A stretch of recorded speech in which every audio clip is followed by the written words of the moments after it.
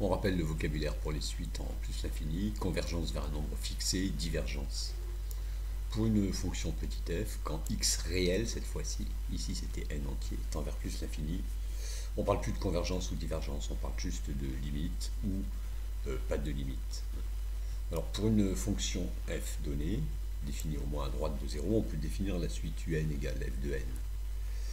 Alors un à ce moment-là a les propriétés de petit f, propriété entre guillemets, si f est continue, on ne va pas dire que un est continu.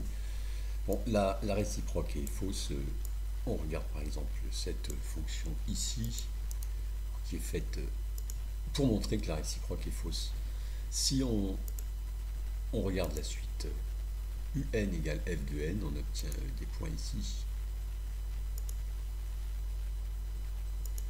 C'est-à-dire que la fonction f n'est pas du tout monotone, alors que la suite, elle, est monotone décroissante. Alors, tant qu'on est ici au tout début, on donne le théorème sur les suites qui ne s'appliquent pas du tout aux fonctions. C'est celui-ci, très important. Limite de q puissance n qui est 0 pour q, comme ceci, et plus l'infini si q est plus grand que 1. Alors, dans ce qui suit, on parlera indifféremment de suite ou de fonctions. Ce sont les mêmes définitions. Un détail.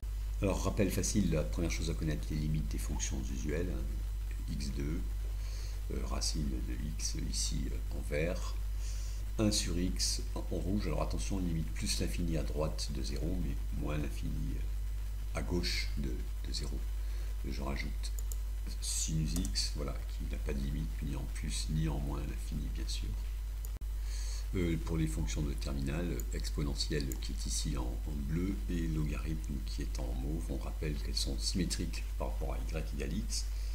Puis on voit toutes les limites sur le dessin, ln x en plus l'infini et plus l'infini. Et la limite en 0, qui est une limite en fait en 0 plus, c'est moins l'infini. D'ailleurs dans ce cas-là, on y reviendra, on dit qu'il y a une asymptote verticale d'équation x égale 0. Pour exponentielle, la limite, bien sûr, c'est plus l'infini en plus l'infini et 0 en moins l'infini. Et on parle d'asymptote horizontale en moins l'infini d'équation y égale 0. Alors, vous avez dû remplir déjà de tels tableaux qui donnent la limite d'une somme ou d'un produit ou d'un quotient en fonction des limites des fonctions de départ. Alors, ça se remplit facilement avec du bon sens, mais il n'y a rien à apprendre. Alors, parfois, peut-être ici, il y a une étoile parce qu'il faut utiliser la règle des signes. Infini pour f et infini pour g, la limite du produit, on ne sait pas si c'est plus l'infini ou moins l'infini. Bon, en tout cas, c'est sûr que c'est un infini. Alors, l'intérêt de la suite est ici. Dans ces tableaux, il y a des cas où on ne peut pas parler de la limite, par exemple de la somme. Alors ici, c'est le cas ici. Voilà. On appelle ça un cas d'indétermination. Alors, il y en a en tout 4, c'est cela qu'on va regarder maintenant. Voici les 4 cas d'indétermination, les cas dans lesquels on ne peut rien dire, tout est possible. Plus l'infini, plus moins l'infini, un infini fois 0, un quotient de 2 infinis ou un quotient de 2 zéros. Alors ceci est très mal écrit, mais on comprend ce que ça signifie. Bon, ça signifie que si au bac vous commencez une phrase comme ceci, lim de f est plus l'infini, lim de g est moins l'infini, donc la limite de la somme est, vous êtes certain que vous êtes dans le mur. Donc faire attention. Alors on regarde un exemple, c'est-à-dire parfois on peut, dans un cas comme ceci, bien sûr, trouver la limite, mais pas avec ce genre d'argument. Alors ici, x3 moins x2, c'est x3 plus moins x2, on a clairement en plus l'infini, plus moins l'infini. Donc la bonne méthode, c'est mettre en facteur le terme qui a l'air le plus grand, dominant. Ici, x3 fois 1 moins 1 sur x. Et on peut maintenant conclure parce que la limite va être plus l'infini, puisque x3 tend vers plus l'infini. 1 sur x ici tend vers 0, donc 1 moins 1 sur x tend vers 1. Et 1 fois plus l'infini, c'est plus l'infini, si on peut dire. Alors, bien rédiger les limites. Pour les fonctions logarithmes exponentielles, il y a d'autres limites à connaître parce qu'elles permettent de régler des cas d'indétermination. Par exemple ici, ln x sur x en plus l'infini, il faut savoir que c'est 0, bon, ce qui veut dire que ln est un petit infini, ln x par rapport à x. Alors c'est bien indéterminé parce qu'on a plus l'infini en haut et plus l'infini en bas. Donc à savoir vraiment, de la même façon, la limite de e puissance x sur x, c'est plus l'infini. Là aussi, a priori, c'était indéterminé. Donc à savoir, l'exponentielle l'emporte sur x qui l'emporte sur logarithme. Alors plutôt que de dire ce que je viens de dire, il vaut mieux donner les résultats précis ici de limite. Il y en a une dernière ici. Alors là aussi, a priori, c'est indéterminé. X tend vers moins l'infini et e puissance x tend vers 0. Infini par 0, c'est indéterminé. Mais le résultat est que le 0 de l'exponentielle écrase l'infini du x ici. Donc ces trois en rouge ici sont vraiment à connaître. Le grand L est un nombre fixé. Voici une fonction qui tend vers grand L quand x tend vers l'infini. En dessous, on a donné la définition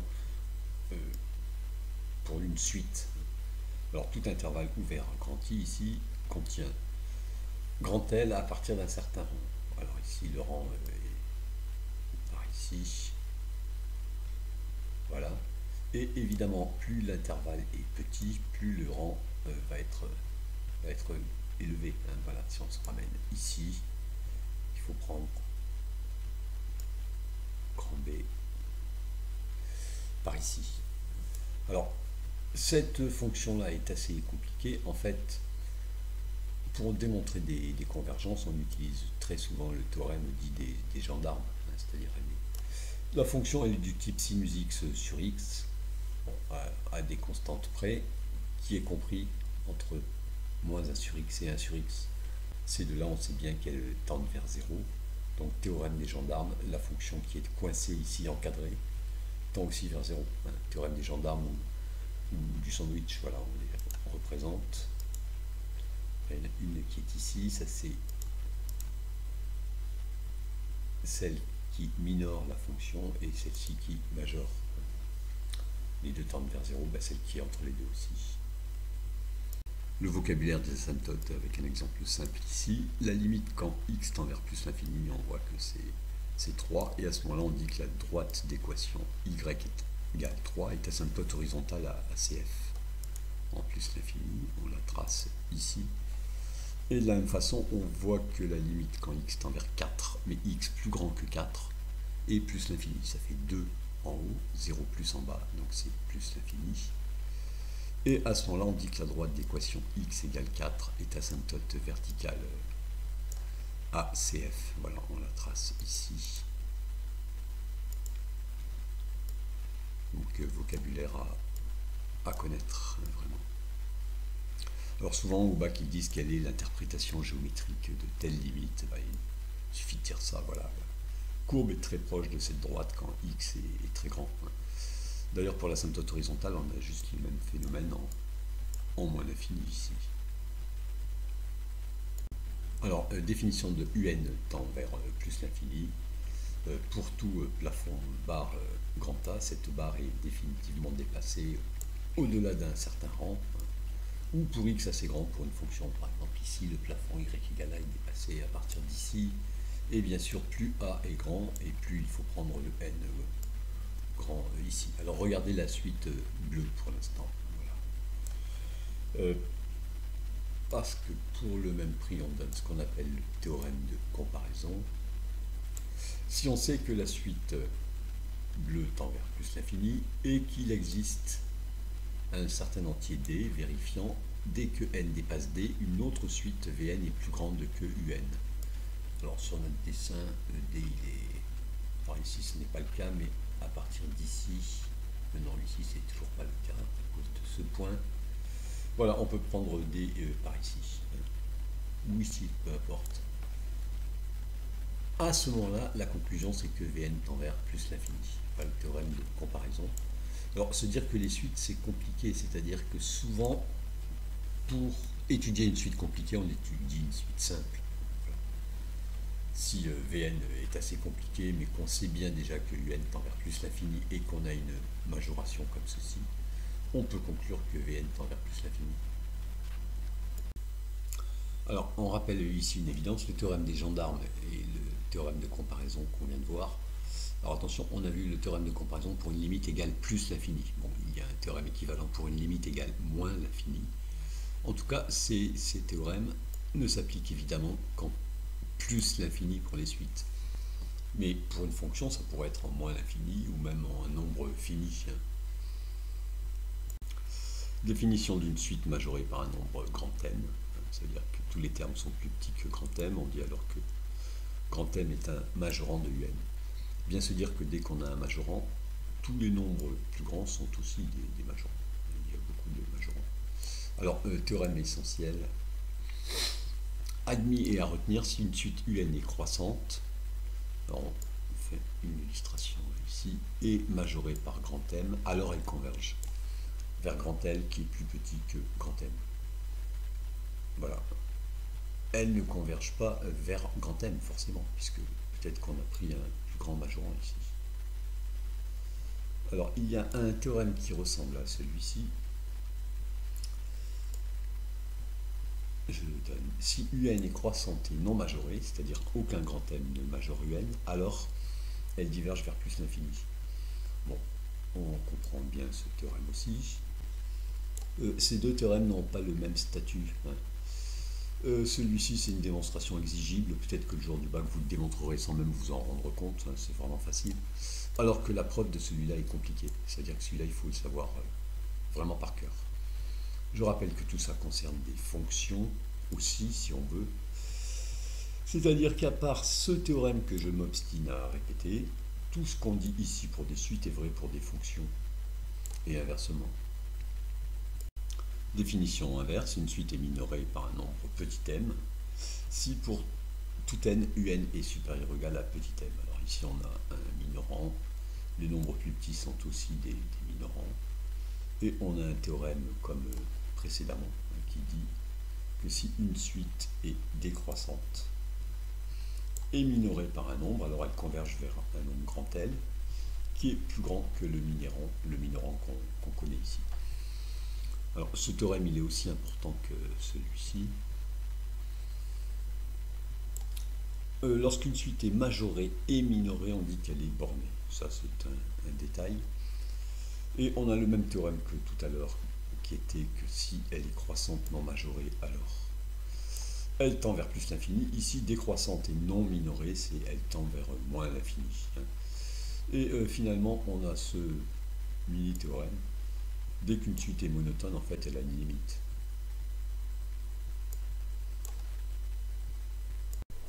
On termine avec une limite de fonction composée. Alors, ce qu'on peut faire au brouillon, c'est...